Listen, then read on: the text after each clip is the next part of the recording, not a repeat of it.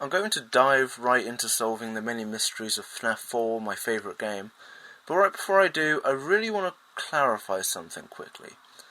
At this point in the franchise, everyone has their own headcanon, that is, everyone has their own take on the timeline, which is to be expected. Whether or not you believe every one of the changes that's been made is up to you. My personal take is that the entire FNAF timeline is 1, 2, 3, 4, and then FNAF World, disregarding everything that came after it. This is because my main FNAF phase ended until it came back full force not too long after it. Don't get me wrong, I do enjoy the games that come after it, but the magic was inevitably going to get lost, and especially after Steelwool, I am not likely to take all of the lore in my stride, and therefore my cut-off period is FNAF World, which was the intended continuance of FNAF 4. Now onto the mysteries. The main time when people were theorising about FNAF 4 was the long break between the release of FNAF World and then Sister Location in late 2016. Therefore, my conclusions will come about based on the evidence presented mainly in the core collection and should satisfy people who were playing the game at that time. However, my big answers should be compatible with the timeline as it stands today. I'll mainly be going through FNAF 4 in chronological order, although I want to get to the big questions and get them out of the way first. With that being said, the crying child is Golden Freddy, not the marionette. Whether or not you believe this today, this is something that I've thought since the day the game came out. It's my understanding that the current belief today is that Golden Freddy has multiple souls haunting him, that being the crying child, whose name is widely theorised to be Evan, although I don't agree with that. I don't consider the name of the crying child to be a mystery, because it's about the role he plays in a wider sense. I mean, people were theorising about Purple Guy a whole hell of a lot before he actually had a name, which I also am not a great fan of, but I digress. How can Golden Freddy be haunted by both the crying child and Cassidy, the vengeful spirit, who we learnt about in the security logbook? That's the end of the question. How can that be possible? What do we know about Cassidy? How could the answer to who Golden Freddy is possibly be uncovered in 2017, or after that, in the security logbook? What do we know about Cassidy? And if it's true that Cassidy is part of the mystery and actively haunting Golden Freddy, no one was able to get that conclusion while FNAF 1 to 4 were out, because Cassidy's first notion of existing is the security logbook. You see, a lot of people thought that the divide between who the crying child was that they were either Golden Freddy or that they were either the puppet. Okay? And that was the argument as I saw it for my entire life. I didn't believe it was possible for the crying child to be anything else, and I didn't think that anyone else could have been Golden Freddy, because Cassidy's role isn't necessary. Who is Cassidy? We just don't know. And that's one of the more recent plot lines that's just gone nowhere. And it's so vague that it isn't even worth sort of thinking about, because it doesn't hold a candle to things like the crying child. But yes, I have a lot of evidence, and most of it I've gotten since 2016, as to why crying child is the Golden Freddy, not the puppet. I'm not sure if this argument is still alive, but I would like to clarify that it is set in stone at this point. This is where Pizzeria Simulator is very, very important. And I do love Pizzeria Simulator a ton. It's just a shame that the game that came before it was absolutely terrible. And that's simply, almost purely, because it just complicated everything. And it was such a huge change. It just wasn't for me. But in Pizzeria Simulator, during the credits, we know that the daughter of Henry is the puppet. It's one of the answers that we are given definitively. And again, a time when a lot of people were theorising about FNAF 4 was between World and Sister Location, so we didn't have this information in Pizzeria Simulator, and very few people have gone back to it. But in the pictures that I'm showing on screen at the moment, Henry's daughter is the puppet. We see it. That's in the incredibly popular ending speech, and it's kind of obvious because in the Take Cake minigame, when the child is murdered outside of Fredbear's family diner, we get the puppet's jump scare. I think even in FNAF 2, there wasn't even an argument. We knew that the puppet was special, But we didn't. I mean, we knew that the crying child died after FNAF 4. We didn't think that they could then be murdered outside of Fredbear's. We always knew that the puppet intrinsically was someone else.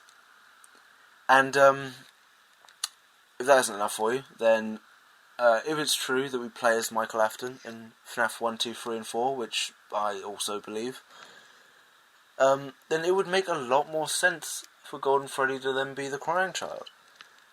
Because that makes sense of the "it's me" hallucinations. Right? I mean, Michael, as we know it, is the brother of the crying child. Michael Afton in the cutscenes of FNAF 4 is wearing the foxy head, scaring the crying child. And if it's true that Michael grows up to be the security guard, then Golden Freddy saying "it's me" is a younger brother talking to an older brother. Right? I mean, I don't know why it has to be any more difficult than that. But why is crying child Golden Freddy? Now I can't say that Golden Freddy and Fredbear are the same suit. You can count animatronic fingers and see which ones can be worn by humans. I'm not going to stretch that far, but another thing that I have to say on this point, in a manner of speaking, is that Golden Freddy in FNAF 1 and 2 is not real. Anyway. Because, I mean, they appear and disappear. They appear as a giant head down the hallway in FNAF 2, and in FNAF 1 you uncover them by looking at a poster. That's not how real life works. It's been made painfully obvious from the different jumpscare in FNAF 1 to their ghostly appearance in FNAF 2 that they are not real. And that possibly their appearance in FNAF 3, no one knows if it's them or Shadow Freddy yet. And it may very well be Shadow Freddy because they play such a larger part in FNAF 3.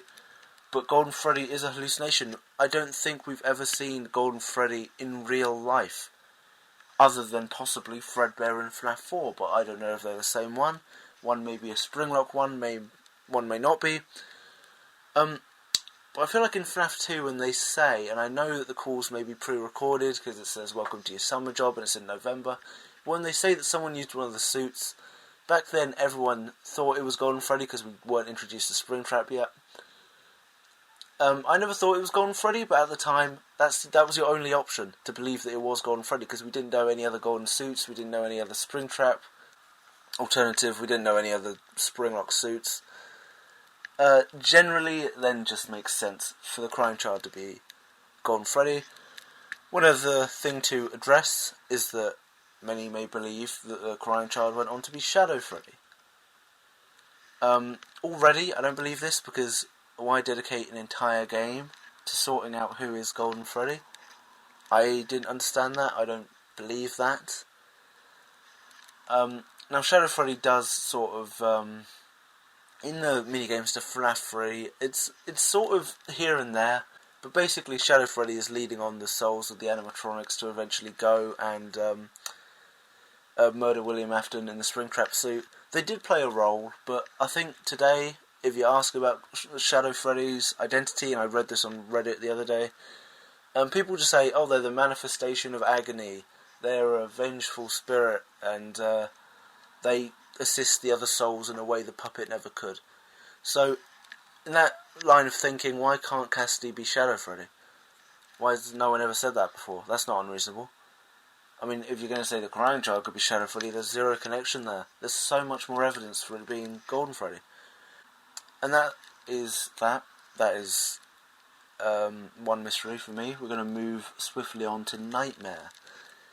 And Nightmare is very interesting to me because undoubtedly some of the biggest names in the community, game theorists and stuff, at the time they didn't even think about Nightmare.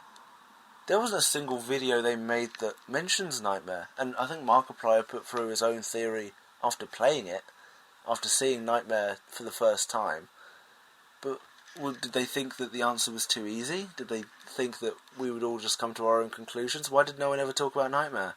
Nightmare happens to be my favourite animatronic in all of FNAF. That's like 8 years worth of characters, and Nightmare is still my favourite.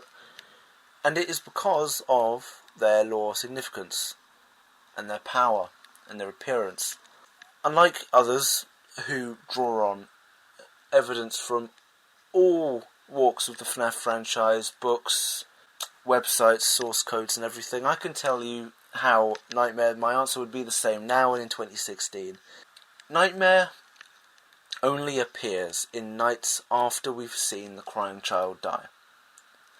And we know that the nights in FNAF 4 are when the crying child is on a hospital bed. They are night terrors. They are not thoughts that he's having in a coma, because he isn't in a coma, okay? I mean, he dies at the end of that week, but because of the IV pills and the flowers and the alarm clock going off, I don't think Crying Child's in a coma. I think he is just having nightmares. They're called the Nightmare Animatronics. The night in Help Wanted is called Night Terrors. And that's the only thing Help Wanted got right, by the way. Night Terrors is an amazing night. But what I want to make of this is that Nightmare only appears after the bite, and Nightmare's slowed jump scare sound is the noise of an ambulance. And I'm going to input evidence right here from a source which no one used, which was TikTok. And this was the first place I saw it.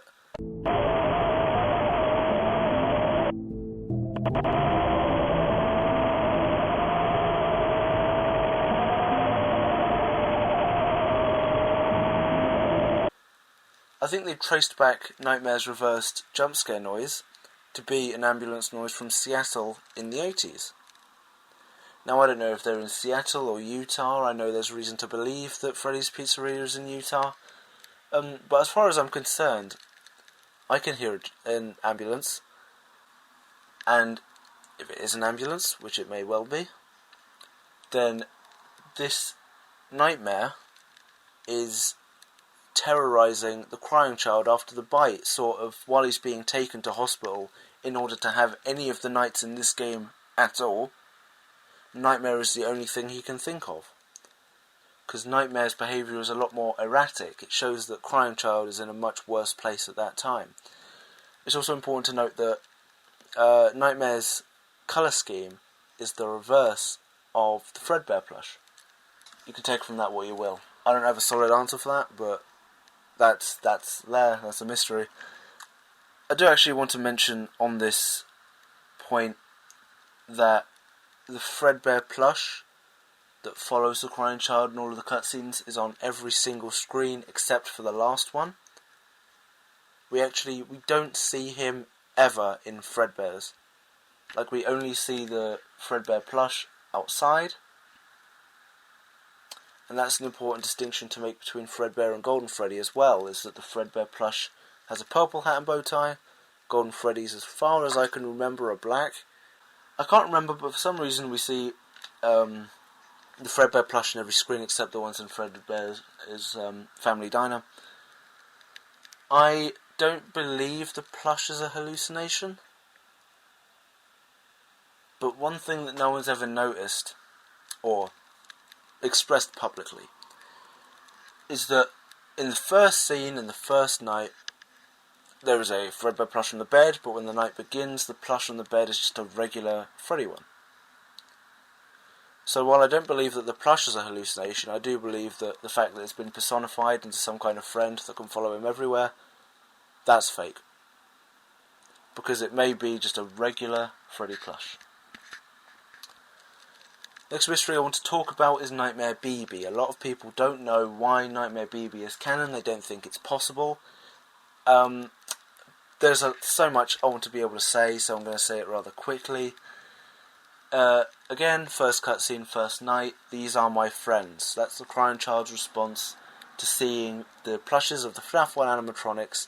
He considers them his friends and he's scared of the Springlock animatronics, which is understandable.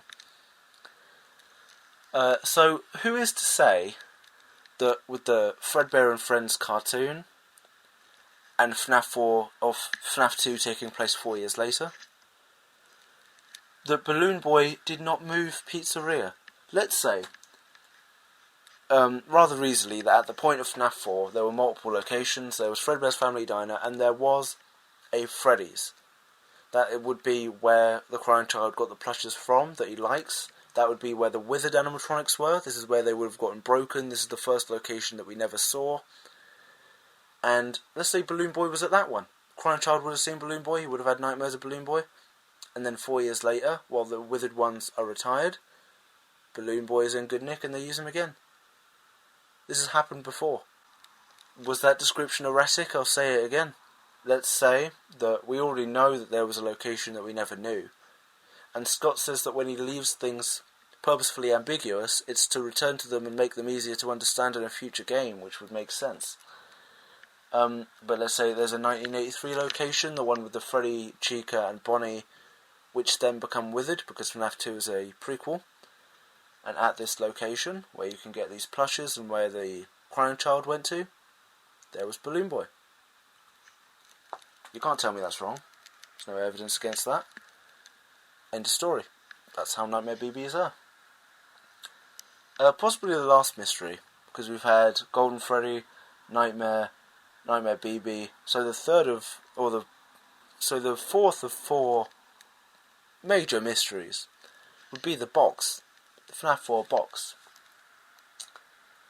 Now, this answer has changed, and we know that Scott says that, oh, the contents of the box has changed. I've got 2 possible answers to this one, and they're both not great. I do believe that the box was meant to be opened at some point. I do believe that the contents has changed, but that's symbolic of the retcons that made the timeline confusing, because people are still drawing upon old evidence which may have been retconned ages ago, and because of Scott's zero interaction in terms of theories for the last 6 years, we have no direction. So, the 2 answers that I have about the box are, 1, it was never meant to be opened, and it's symbolic of the FNAF timeline. At this point in the release, at FNAF 4, Scott knew that he had birthed this incredible franchise and this great community of theorists, so he just threw out a box. The simplest mystery you can have is a closed box. And he wanted to see what people had to say about it, and then he just never opened it, and he let people's minds run wild about what could be in that box. But he was never, ever intending to open it, because he just wanted to see what people would say. That's an answer that some people have thought of, mainly on Reddit, but that isn't satisfying, that isn't true. The other answer is only possible because of FNAF Security Breach, which came out 6 months ago, so again, it isn't an answer that you could have had at the time of FNAF 4. But a lot of people who consider game theory's outlandish theory that Gregory is a robot believe that when Fredbear said, "I will put you back together," it was literal and the Crying Child became a robot like we saw with Charlie in the books. And in the box is the Crying Child before he is then turned into Gregory. Many, many questions. Firstly, the games and the books are different canons. Scott has made that perfectly clear. That's why I hate Sister Location. Why are you making the books and the games are the same thing? They're not. Secondly, Gregory in Security Breach is at least 50 years later, or okay, maybe 40 years later than FNAF 4. Why is he the same size and the same everything? It's not even the same shirt. So either the box not being opened or it having the Crying Child in it are the 2 answers I have. You could say that the Crying Child was in it in 2016 after you played FNAF 4. There would just be a lot less evidence for it. What else would be in there? And I am going to go on a little tangential discussion here, because the box marked a stark change in FNAF for a lot of people. There are, at that point, a lot of mysteries that have evidence, a lot of curveballs that have been thrown at us. But the vast majority of people just found the FNAF 4 box to be incredibly aggravating. Because when Scott said that it was never going to be opened, he didn't answer any questions about it. And this is right at the end of the last night in the last game. Because this is the final chapter, the last of the core collection. You're going to throw us a mystery, give us the basics, and then just never tell us about it? Simply put, that's unbelievable that he expects anyone to stay with the series after that. Because if you know it's possible for the creator to throw out mysteries that don't have any evidence or answers or anything, and just pass it off, and now it's been retconned. So what was the point in it? And he said that he wasn't going to open the box because he didn't think people were up to speed. No one understood FNAF 4 at that point. I've said a few things in this video that no one has, but I don't think that's right. That you can just create a mystery like this. And another thing I want to say is that starting with the box, going on to Sister Location and Pizzeria Sim and then the Steel Wall Disaster, the timeline has gotten completely out of control. With other series that you can theorise about, like Poppy Playtime and other horror games, I'll put up some examples here, there is a definitive timeline that isn't expressly told to you that you can make your way to. Like with Poppy Playtime, say what you will about it, say what you will about the creators and the NFTs and everything, there is a timeline that people are actively theorising at this moment. Because there is an answer that you can reach. And that used to be the case with FNAF until they started adding all this stupid stuff. It started by giving the characters names and making them more human. That's fine. If anything, it's easier to have someone to identify instead of just calling them the purple guy. That's fine. Then came the books. Then you had Henry, David, Abraham, Charlie, things like this. You lose track of it unless you're reading the graphic novel, in my opinion. Then there came Sister Location. No one even knows when that takes place. It's been 6 years, no one knows when that takes place. I think it takes place during, before, or around FNAF 4. And it blew my mind when people thought it took place after FNAF 1, because that's like 11 years later. 10 or 11 years later. And just no one knows when it takes place. And then there's Help Wanted, which said that the FNAF games were games within FNAF. The world of FNAF. I gave up. I conceded. And any reasonable, level-headed person, any amateur fan, any casual player would just give in then. Because the timeline is what made FNAF so popular for so long. And it's impossible to come to any conclusions. And the reason why there have been retcons and there have been all these new changes, like I haven't even talked about Remnant and Juniors and Agony and all of this stupid stuff. There's no set answer. That's the reason why you can retcon, you can add all these different changes and all these new locations, is because there was never a definitive answer. There wasn't anything to reach. So, what is the point in theorising about it? It's like throwing a coin in a fountain. You're never going to reach a definitive answer that's satisfying, that works in every way, and unfortunately, it's getting 10 times to 100 times harder by game to reach any answer. Security Breach disappointed a lot of people always, and I absolutely agree. It's false advertising, it's not the game we were told it was going to be. I'm going to stop now, before I go on for ages. If I have to make another video, then I probably won't. But essentially, while I've been able to give answers to FNAF 4 mysteries here, to conclude, I'd like to say that I've been able to do it mainly with evidence up to 2016. I believe people are being unreasonable. I believe that any theory that's created at this moment will not work. With Help Wanted and Security Breach and following the books, it won't work. It's impossible to get a theory that works anymore, and the timeline is completely buggered. And I'm going to leave it at that. Golden Freddy, the Fredbear plush, Nightmare BB, Nightmare in the Box. One last thought, and it's that FNAF World has a hidden story, that's no secret, and you're helping a child's soul reach the afterlife, is my grasp on it. In FNAF World, I've played it for hours upon hours.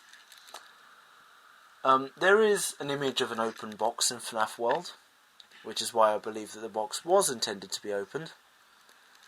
But again, this never ended up happening.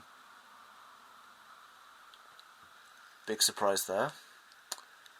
So, once again, when there was a chance that the box could be opened, Scott just decided not to do it. And even if the box opened in FNAF World, the contents was likely to have changed since FNAF 4. That's all I've got to say. And I've managed to solve a lot of the questions of FNAF 4 in my opinion in around 24 minutes. Take from this what you will. No one's going to watch this. That's all I've got to say. Bye bye. Bye. Sub.